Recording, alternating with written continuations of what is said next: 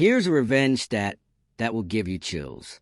After getting out-rebounded and out-muscled by the Atlanta Dream during a close loss on May 20th at Gainbridge Fieldhouse, Caitlin Clark and the Indiana Fever completely flipped the script 2 days later. They outscored the Dream 46-20 in the paint and held Brittney Griner to just 5 points before she fouled out during their rematch on May 22nd. Hey, Steph. This question is for you. I just wanted to talk about what you saw out of your team that was different from Tuesday. Obviously, it's a quick turn, but how did you feel like your adjustments paid off on the court? I felt like our defensive energy, physicality, disruptiveness was better. We made it more difficult for them, moving the ball around the perimeter. We executed better in our ball. The same team that narrowly lost at home came to Atlanta and dominated in the most satisfying way possible. This kind of quick turnaround and adjustment shows exactly why this Fever team is ready for championship runs. Stick around, because we'll also break down the spicy scuffle between Clark and an Atlanta Dream player and what shocking words were exchanged with each other. What did this one reveal about Clark's ability to lead a team with multiple all-stars and options at any given night? Comment fired up for the Fever down below to show how proud you are of the win. Let's go. One thing this Indiana Fever team has shown us they will do this year is not quit on the game. The Indiana Fever, down early, come back, take the lead. Down late, come back, take the lead. The only difference between... Picture this. Just 2 days before their revenge game, the Fever walked off their home court at Gainbridge Fieldhouse, feeling completely defeated by Atlanta. The 91-90 loss wasn't just another game that slipped away. It was the kind of defeat that exposes everything wrong with your team. Yes, this stinks. We want to win this game. But, I think this is great for our team. A little adversity. How are we going to respond? How are we going to come in here tomorrow morning and watch the film and learn and get on the court and get better? And like I said, that's why this league is so great. You have a couple days and then you get right back to it. You find a way to respond. We have a chance to go there and play them, actually. The loss wasn't just any regular season defeat. It showed every weakness the Fever had been trying to hide. Atlanta dominated them in ways that should have been impossible on their own floor. The Dream out-rebounded Indiana and out-muscled in the paint. They made it look easy. Brittney Griner did exactly what everyone expected her to do against Indiana's smaller lineup. She scored it with 21 points, while the Fever had no real answer for her size and strength. Ryan Howard dropped 20 points, picking apart Indiana's defense from every angle. The Dream shot 25 of 32 from the free throw line, while the Fever managed just 16 of 26 with some crucial missed free throws costing them the game. They shot 32 free throws. It's a lot of free throws. Going to be difficult to win a lot of games when we foul people that much and put them at the line that much. It's tough. They made 25 out of 32. We still went to the line 26 times, missed 10. But here's what most people missed about that loss. The Fever weren't just losing, they were studying. Coach Stephanie White admitted after the game, "I don't feel like we match up well with them." She saw the Dream's Olympians, their perimeter skills, their size, and their experience.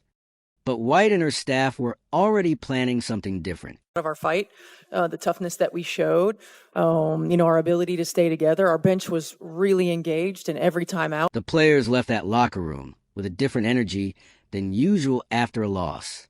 But those 48 hours between games would change everything.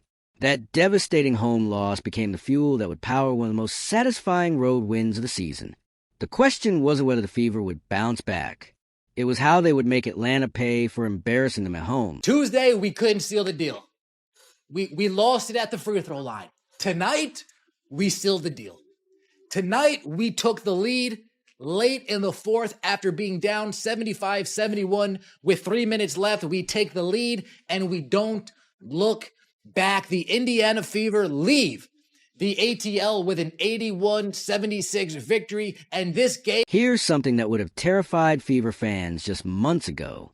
Caitlin Clark went 0 for 5 from three-point range. She shot just 4 of 11 from the field overall. Her 11 points were well below her usual standards. For the first time since January 13th, 2022, Clark had a game without a single three-pointer made. This marked the first time since her sophomore year at Iowa that she failed to hit from beyond the arc. What a win for the Indiana Fever against the Atlanta Dream. Good teams win ugly. And that In most teams, when your superstar struggles like this on the road, you're probably heading for a blowout loss. Clark picked up 5 personal fouls, limiting her effectiveness on both ends of the court. The foul trouble kept her off the floor during crucial stretches. Any team relying solely on their star player would have crumbled under these circumstances. But getting in foul trouble early, I think, messed up her rhythm, and she didn't really have her legs, because it certainly was one of the worst performances of Clark's career from a production standpoint offensively. First time in her career she didn't hit a 3. So nothing to write home about from Cece. But that's okay, right? Even when, that's happening, game's on the line, she's got the basketball. She's got the basketball, manipulates the defense. But this is where the 2025 Fever showed they had evolved into something completely different than anyone expected. Natasha Howard stepped up with a game-high 26 points on incredible 12 of 17 shooting. Shout out to Natasha Howard, I will say.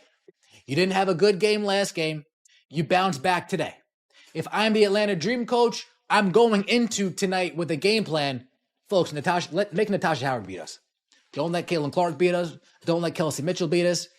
Don't let Aaliyah Boston beat us. Make Natasha Howard beat us. And Natasha Howard, she took on that challenge and she came through. Let's just think back a year ago. Who's that going to be? Katie Lou? Nope. Erica Wheeler? This performance completely erased her terrible previous game against Atlanta. Howard dominated the second half with 18 points, including 13 crucial points in the third quarter alone. She also grabbed 7 rebounds while taking over when the team needed it most. That's why we at least go out and get somebody like a Natasha Howard that when Caitlin Clark, Kelsey, and AB aren't hitting, when Caitlin Clark, Kelsey, and AB are getting hoed with fouls, there's somebody there that's competent offensively that can keep us in the game. And Natasha Howard, you did just that. Sophie Cunningham made her return from ankle injury look seamless. She dropped 9 points and 6 rebounds in just 20 minutes of play.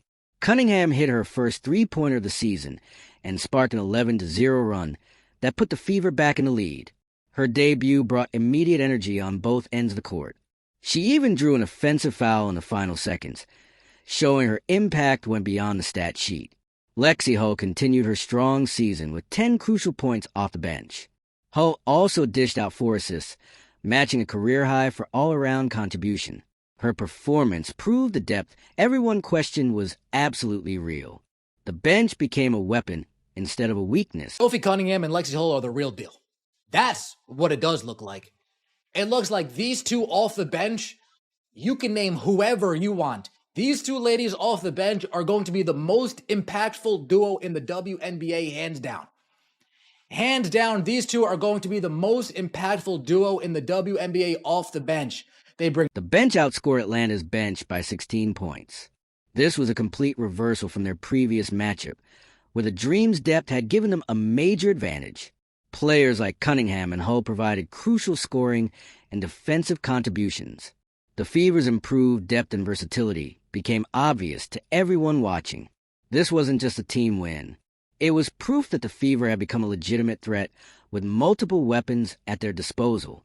When one player struggled, 3 others stepped up to fill the void. The supporting cast didn't just survive Clark's off night. They thrived during it. Stephanie White, folks, we were up 3 points in the last minute. Stephanie White puts Sophie and Lexi, and they say, press. In the last minute, Stephanie White says, Sophie, Lexi, press. Don't make it easy on them. Don't let them get into their offense. We got to hassle them. We got to haggle them. We got to get on them. We need to force them to make decisions before they want to. And struggles actually revealed something more important than any individual performance. This team could win championships. Championship teams need multiple players who can take over games. They need depth that can handle adversity. They need role players who become stars when the moment demands it. The Fever proved they had all of these qualities in one road game against a quality opponent. Brittney Griner came into this game expecting to do what she always does to smaller teams, completely dominate the paint. At 6 feet 9 inches in, Griner should have been the most unstoppable force on the court. She had already proven her effectiveness against Indiana in their first meeting. Everyone knew Atlanta would feed her the ball early and often. That's toughness on display. Fighting through it. It ain't always going to go your way. And then, like I said, some of the new players, I think Natasha Howard was excellent in this game. She was excellent in this game. And there were some, connections between her and Clark. Then there was Sophie Cunningham, who was also back for the first time, who's just an excellent all-around basketball player. And you could see it here. Clark with the get-ahead. Fever had no traditional center who could match her size. Coach Stephanie White acknowledged the matchup challenges her team faced against the Dream, particularly due to Atlanta's size advantage with players like Griner and Brianna Jones. White emphasized the need for Fever to use their versatility and depth to combat the Dream size. This strategic adjustment became crucial for the rematch. But something strange started happening every time Griner touched the ball. Indiana players were swarming her from every angle. The Fever's defensive strategy was pure chaos theory. They sent help from positions that made no basketball sense. Players rotated constantly. Double teams came from unexpected spots. Damaris Dantas, 17 minutes. Yeah, 1 for 5. Stephanie White, again, to her credit. Did you see what she did today with Dantas? Did you see what she did tonight with Dantas? Brittney Griner, are you in? You're in? Cool. Dantas, get in there. Brittney Griner, you're out? Cool. Dantas, get out. Brittney Griner. Fever's defensive approach involved what Coach White called a collective effort. They showed a willingness to be physical on every possession. Every time Griner got the ball, became a physical battle. Indiana players were willing to take fouls to disrupt her rhythm. They made her work harder for every point. This defensive intensity was a marked improvement from the first game. The team out-rebounded the Dream 41-37, a massive turnaround from their previous meeting. They held Atlanta to just 76 points in their home turf. The improved physicality became obvious to everyone watching. Her frustration grew with each missed shot and each whistle. The referees weren't giving her the calls she expected. Her shots became more difficult. Her rhythm got disrupted. The wear and tear started showing on every possession. Felt like our depth came into play there, being able to go to our bench and bring a different defensive coverage and intensity level, and that allowed us to get out in transition. We're going to be... With 338 left in the game, the inevitable happened. Brittney fouled out with just 5 points and 7 rebounds. This marked the second time this season she fouled out against the Fever. The effectiveness of Indiana's defensive strategy became crystal clear. The Fever had successfully neutralized the Dream's biggest weapon, using pure determination and team defense. They forced her into tough situations throughout the game. They made every possession a battle. They wore her down systematically. Atlanta's game plan crumbled the moment their star player walked to the bench in foul trouble with their dominant big out. The Dream's ability to score in the paint was diminished. Their offensive flow got disrupted completely. The Fever closed out the game with confidence. Their primary scoring threat was gone when they needed her most. Brittney Griner tried to post up Damaris and failed to post up Damaris. She tried to move Damaris off the block on defense. She failed to move Damaris off the block on defense. Damaris Dantas isn't only a big body, Tensions already running high in this revenge game. Caitlin Clark and Ryan Howard found themselves in a heated face-to-face exchange that showed exactly what kind of competitor Clark really is. After a hard foul, both players started talking, and the cameras caught Clark saying something that perfectly captured her mindset in that moment. Let's start with the one that's going to be shared everywhere. Ryan Howard was up in her grill all game, and there's the bump, there's the physical challenge there, and some words. Some words for Clark. But if you could see, Clark has some words back, and those words, if you lip read appropriately, or it seems like from the lip readers out there, were, "I'm not afraid of you." Howard, the first overall pick back in 2022, was trying to intimidate the sophomore in a crucial road game. She had been tasked with guarding Clark all night, making every possession physical. The veteran was doing what veterans do, testing the young players' mental toughness. This kind of challenge happens all the time when established players want to see what young stars are made of. I'm not scared of you. With that, and that's competing. That's good basketball. That's fine. Howard wanted the challenge. I loved it. I love that. You just can't let, people play Clark like they're bumping her at the... But Clark looked her straight in the eyes and said, "I'm not scared of you," with the kind of confidence that separates stars from superstars. She put her shoulder into Howard's chest during the exchange. Then Clark gave Howard a sarcastic thumbs up that showed she wasn't backing down from anyone. The moment was captured on camera and immediately went viral across social media. Overall, it was the response from the Fever that impressed me the most to come away with this win. I said the last game was an impressive loss because things didn't go right and they were almost there and they came back. This wasn't just trash talk. It was a declaration that the Fever's young core wouldn't be pushed around anymore. Clark's response sent a message to her teammates that they belonged on this stage. She showed them how to handle pressure from veteran players who were trying to intimidate them. The crowd at State Farm Arena got louder after the exchange. The game got more physical on both ends. Both teams started playing with playoff intensity. The emotional fire from that moment spread to every player on the court.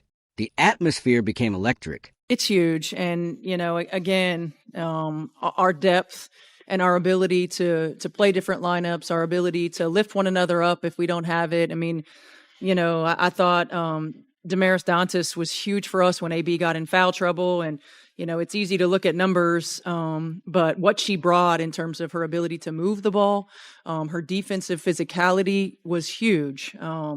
Obviously what Lexi and Sophie bring for us, and even Sid. I mean, she hadn't played the whole game, and we throw her in there. Clark's willingness to stand up to Howard showed her teammates that she was ready to fight for every possession.